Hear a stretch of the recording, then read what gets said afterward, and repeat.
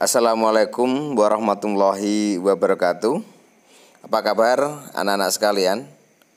Pada kesempatan kali ini saya akan memberikan contoh-contoh soal yang nanti bisa kalian gunakan untuk belajar dalam menghadapi penilaian akhir semester. Sekali lagi, tolong contoh-contoh soal ini untuk dipelajari dan dipahami, dan saya yakin kalian pasti bisa. Baiklah, kita langsung ke contoh-contoh soalnya. Baiklah anak-anak sekalian, kita masuk soal nomor 1. Perhatikan, ada 6 orang yang belum saling mengenal akan berkenalan dengan cara berjabat tangan. Tentukan banyak jabat tangan yang terjadi. Perhatikan, jadi ada 6 orang yang belum saling mengenal. Mereka itu akan berkenalan dengan cara berjabat tangan. Tentukan banyak jabat tangan yang terjadi. Oke, perhatikan. Jadi ada berapa orang tadi? Ada 6 orang. Dari 6 orang akan berkenalan dengan cara berjabat tangan. Coba kalian pikir, jabat tangan itu dilakukan oleh berapa orang? Oleh 2 orang. Jadi jabat tangan itu dilakukan oleh 2 orang. Contoh, misalkan Dono berjabat tangan dengan Dini. Nah, misalkan Dono berjabat tangan dengan Dini. Jadi jabat tangan itu dilakukan oleh 2 orang, Dono dan Dini yang berjabat tangan. Oke, sekarang perhatikan, untuk soal nomor 1 kita kerjakan dengan rumus kombinasi atau permutasi. Caranya, perhatikan. Kalau jabat tangan, misalkan ditanya, yang jabat tangan siapa? Misal dijawab Dono dengan Dini. Kemudian satu orang menjawab, yang berjabat tangan siapa? Dini dengan Dono. Kira-kira yang berjabat tangan itu sama atau tidak? Saya ulangi, Dono berjabat tangan dengan Dini. Dini berjabat tangan dengan Dono. Kira-kira sama atau tidak yang jabat tangan? Pasti sama. Karena Dono jabat tangan Dini sama halnya dengan Dini jabat tangan dengan Dono, maka kita gunakan rumus yang kita gunakan adalah kombinasi. Nah, maka kita gunakan rumus kombinasi. Bisa dipahami kira-kira?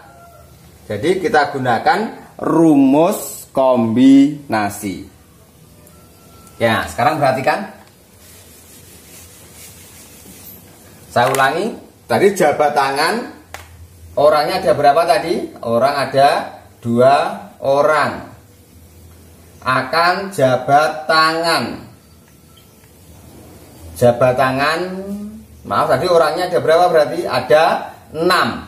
Akan berjabat tangan. Jabat tangan dilakukan oleh 2 orang. Nah, kita gunakan rumus kombinasi. Nah, kombinasi itu rumusnya adalah N faktorial dibagi N dikurangi R faktorial dikali R faktorial. Jadi kombinasi itu rumusnya adalah ini. Nah, N faktorial dibagi N min R faktorial dikali R faktorial. N faktorial yang mana ini? Ini namanya N. Nah, kalau ini namanya R. Sehingga kalau dimasukkan ke dalam rumus, maka N-nya sama dengan berapa ini? 6. R-nya sama dengan berapa ini? 2. Nah, sehingga kalau dimasukkan ke dalam rumus, menjadi n faktorial. Berarti 6 faktorial dibagi n. N-nya berapa? 6 dikurangi R-nya berapa? 2 faktorial dikali R-nya berapa? 2 faktorial. Bisa dipahami? Jadi 6 faktorial dibagi 6 dikurangi 2 faktorial dikali 2 faktorial. Oke, perhatikan. Di sini ada 6 faktorial. Saya kasih contoh dulu. Saya kasih contoh. Misalkan saya punya angka 5 faktorial, itu sama dengan 5 faktorial sama dengan 5 kali 4 kali 3 kali 2 kali 1. Sama dengan 54 kali 20, 20 kali 3 60 sama dengan 120. Kalau misalkan saya punya 4 faktorial, maka hasilnya 4 kali 3 kali 2 kali 1. Sehingga hasilnya 4 kali 3 12, 12 kali 3 24. 24. Nah, ini hasilnya seperti ini. Ini adalah faktorial. Oke. Kalau sudah, kita kembali ke soal. Kita kerjakan. Kita pindah di sini ya. Kita pindah di sini.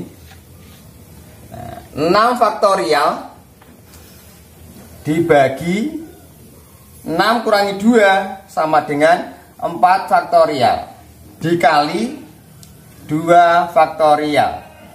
Sehingga hasilnya 6 faktorial saya tulis 6 kali 5 kali 4 faktorial. Kenapa kok cuma sampai 4 faktorial di sini? Karena di sini ada 4 faktorial. Sehingga di sini cukup 4 faktorial dibagi 4 faktorial dikali 2 faktorial. 4 faktorial kita coret, 4 faktorial kita coret. Sehingga 6 kali 5 berapa? 30 dibagi 2 faktorial, 2 kali 1. Sehingga hasilnya 30 dibagi 2, ketemunya sama dengan 15. Jadi jabat tangannya yang terjadi itu sebanyak 15 kali jabat tangan. Oke, nomor 1 begitu cara mengerjakannya. Semoga kalian paham. Nanti kita lanjut ke nomor 2. Baiklah anak-anak sekalian, sekarang kita masuk ke soal nomor 2. Perhatikan. Soal nomor 2. Ada 4 bendera dengan warna yang berbeda akan dipasang pada 6 buah tiang bendera. Tentukan banyak cara memasang ke-4 bendera tersebut. Jadi perhatikan, ada 4 bendera akan dipasang pada 6 buah tiang bendera. Pertanyaannya, tentukan banyak cara memasang ke-4 bendera tersebut. Jadi perhatikan, benderanya ada berapa? Bendera ada 4 warna. Kemudian tiangnya, nah, tiang ada 6 buah. Jadi benderanya ada 4 warna, kemudian tiangnya ada 6 buah. Untuk soal nomor 2 ini harus hati-hati. Kita menggunakan rumus permutasi atau kombinasi. Nah, agar tahu ini rumus permutasi atau kombinasi, maka harus kita misalkan. Saya kasih contoh dulu. Misal warna bendera itu adalah merah, kemudian kuning, kemudian hijau. Tiangnya ada misalkan 4. Katakan tiangnya ada 4. 1, 2, 3. Katakan ada 3 lah. Katakan. Ini tiang nomor 1, nomor 2, ini tiang nomor 3. Misalkan saya memasangnya tiang nomor 1 merah, tiang nomor 2 kuning, tiang nomor 3 hijau. Kemudian anak-anak yang lain pengen memasangnya tiang nomor 1 kuning, nomor 2-nya merah, kemudian nomor 3-nya hijau. Anak nomor 3 itu pengen memasangnya nomor 1 hijau, Pak. Oke. Nomor 2 kuning, Pak. Oke. Nomor 3 merah, Pak. Oke.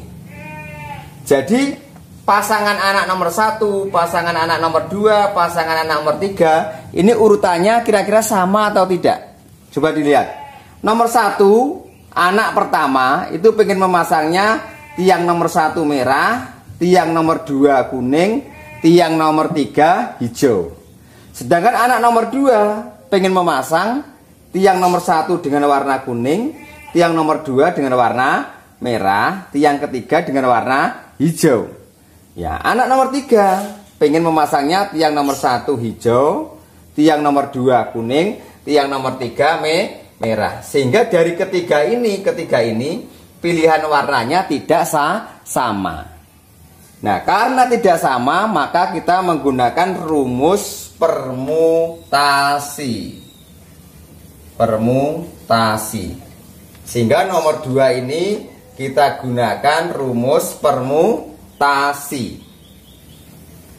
Permutasi rumusnya adalah n faktorial dibagi n dikurangi r faktorial. Jadi permutasi itu rumusnya n faktorial dikurangi n dikurangi r faktorial. Saya ulangi. Permutasi rumusnya n faktorial dibagi n dikurangi r faktorial. Dari sini n-nya sama dengan 6. Tiangnya ada berapa? 6. Sehingga dari sini n-nya itu ada 6. Ini n. Nah, kemudian r-nya ada 4. Nah, di sini apa? R. Nah, sehingga kalau kita kerjakan menjadi 6 faktorial dibagi 4 faktorial sama dengan 6 kali 5 kali 4 faktorial dibagi 4 faktorial. Ini sama kita sederhanakan sehingga hasilnya tinggal 6 kali 5 berarti sama dengan berapa? 30. Nah, sehingga hasilnya 30. Oke, bisa dipahami?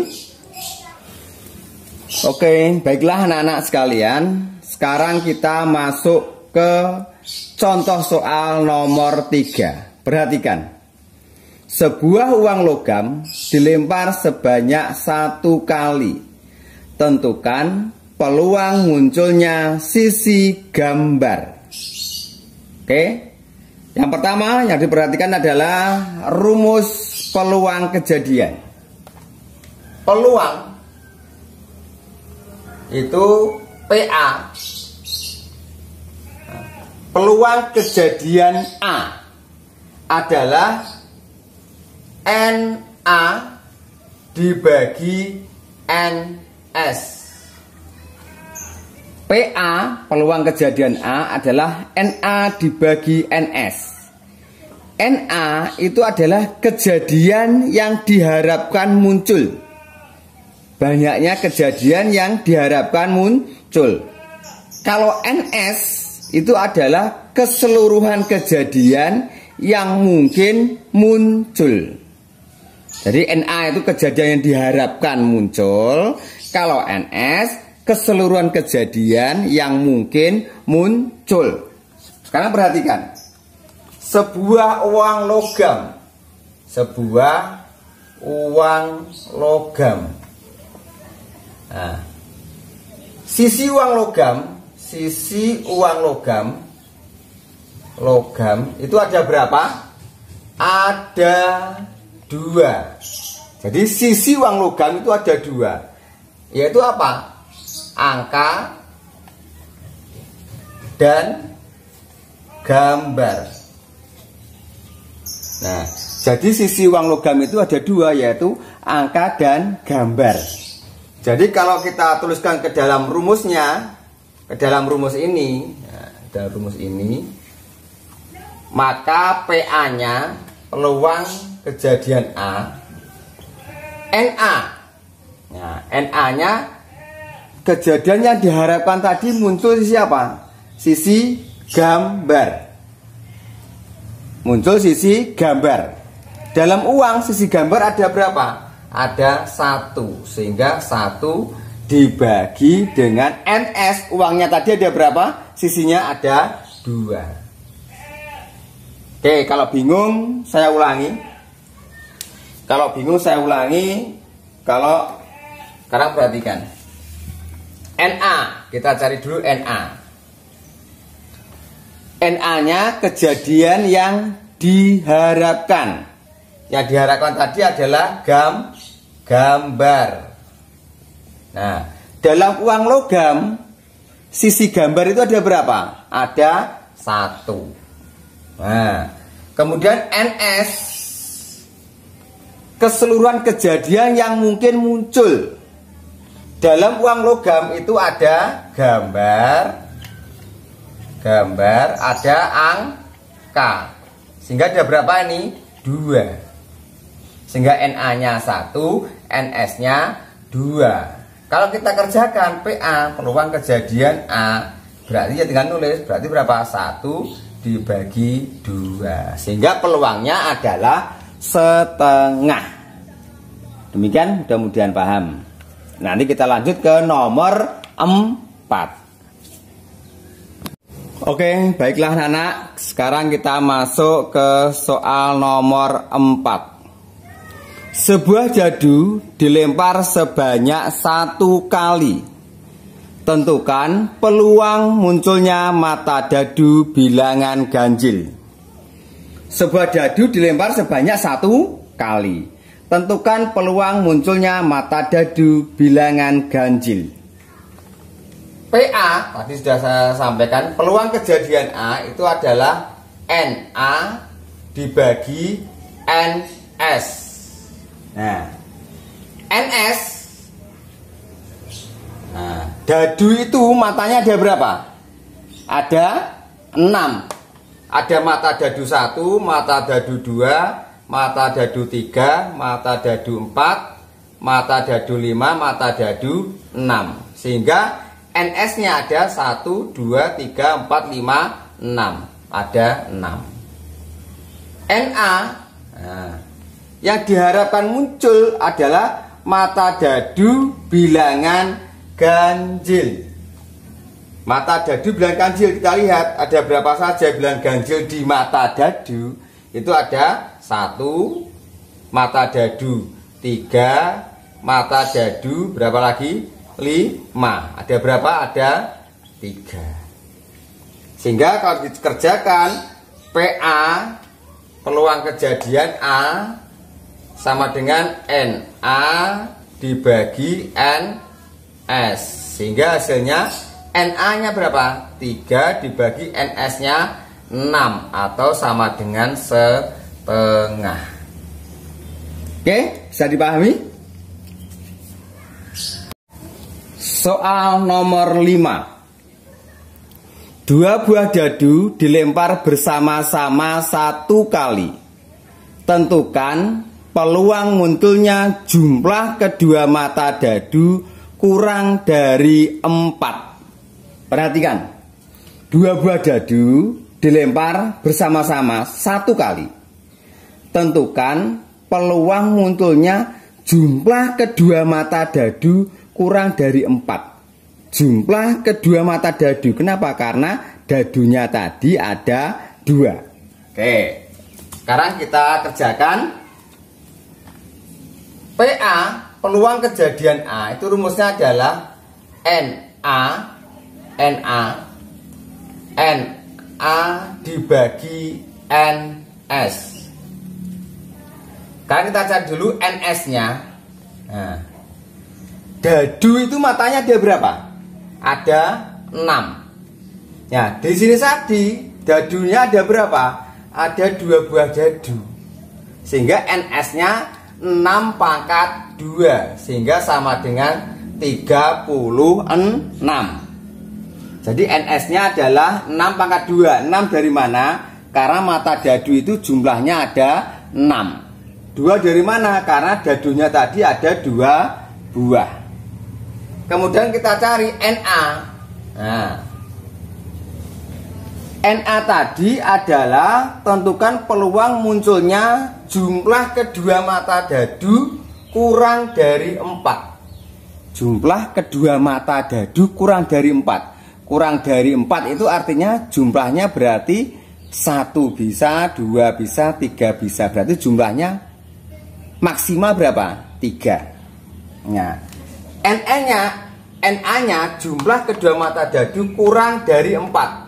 Jumlah kedua mata dadu kurang dari 4. Misalkan ini mata dadu pertama keluar 1, maka dadu kedua keluar 1. Kalau dihitung 1 tambah 1 berapa? 1 tambah 1 2. Misalkan dadu pertama keluar mata 1, dadu kedua keluar mata 2. 1 tambah 2 berapa? 3. Misalkan mata dadu pertama keluar 1, dadu 2 keluar 3. 1 tambah 3 berapa? 4. Boleh tidak? Tidak boleh, karena di sini ada ketentuannya kurang dari 4. Sehingga ini tidak boleh. Berikutnya, misalkan mata dadu pertama keluar 2, dadu kedua keluar berapa? 1. Berapa lagi? Pertama kedua 1, pertama 1. Sudah belum? Sudah ada 1. Sehingga ini tidak boleh. Sehingga Na-nya ada 3. Sehingga Na-nya ada 3. Artinya kedua mata dadu itu kalau dijumlahkan itu harus kurang dari 4. Kurang dari 4 artinya 3 ke bawah. Sehingga kalau kita kerjakan PA-nya, peluang kejadian A, ya berarti 3 dibagi 36. Atau kalau disederhanakan 1/12. Oke? Mudah-mudahan paham. Baiklah, sekarang kita masuk ke soal nomor 6. Sebuah uang logam dan sebuah mata dadu dilempar bersama-sama 1 kali. Tentukan peluang munculnya sisi gambar pada uang logam dan munculnya mata dadu bilangan genap. Perhatikan, jadi di sini ada 2 buah benda, yaitu yang pertama uang logam dan yang kedua adalah mata dadu. Jadi sebuah uang logam dan sebuah mata dadu dilempar bersama-sama 1 kali. Nah, untuk mengerjakan soal nomor 6, kita cari dulu peluangnya 1/1. Jadi uang logam peluangnya kita cari sendiri, kemudian mata dadu peluangnya kita cari sendiri. Sekarang kita ambil dulu uang logam. Nah, uang logam. Uang logam tadi yang diharapkan muncul adalah sisi gambar. Jangan lupa PA sama dengan kejadian yang diharapkan muncul dibagi keseluruhan kejadian yang mungkin muncul. Nah, uang logam, Na-nya yang diharapkan muncul apa? Sisi gambar. Sisi gambar di uang logam itu ada berapa? Ada 1 dibagi NS. Uang logam itu sisinya ada berapa? Ada 2. Sehingga dibagi berapa? 2. Sehingga peluangnya untuk uang logam adalah Na dibagi NS sama dengan 1 dibagi 2. Setelah itu kita cari mata dadu. Kita cari untuk dadu. PA sama dengan Na dibagi NS. Na-nya Yang diharapkan muncul di mata dadu tadi adalah mata dadu bilangan genap.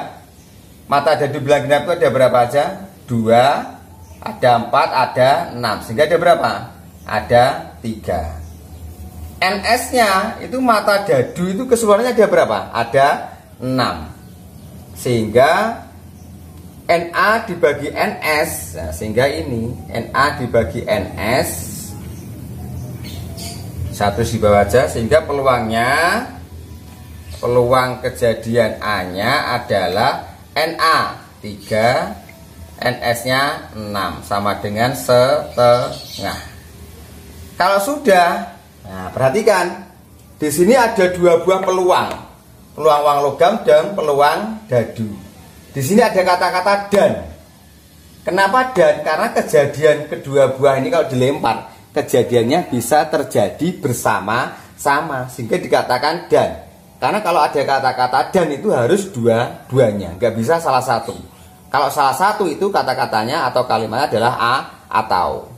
Sehingga jadi peluang akhirnya, peluang sama dengan setengah dikali setengah sama dengan 1/4.